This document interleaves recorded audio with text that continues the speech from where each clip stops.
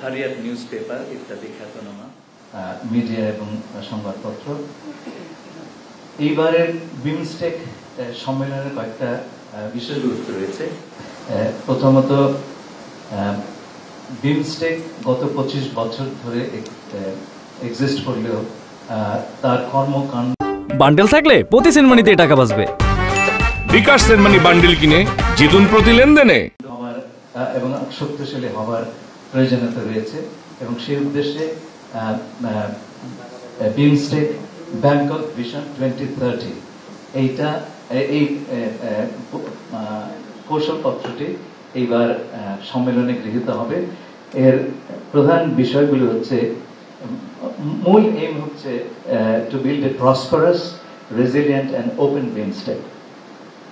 আর তার priority areas হচ্ছে অর্থনৈতিক প্রবৃদ্ধি এবং আপনার দারিদ্র্য নিরসন, crisis prevention, environmental sustainability, inclusive regional cooperation through strengthened connectivity, trade, disaster response এবং climate actions.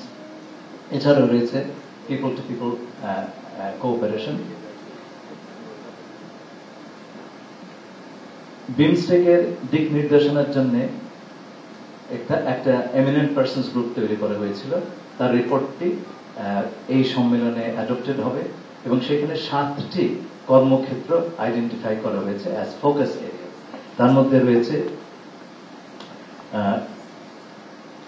এগুলো বলা হচ্ছে 7টা pillar: agriculture and food security, connectivity, environment and climate change, people to people contact, science, technology and innovation, security, trade and investment and development.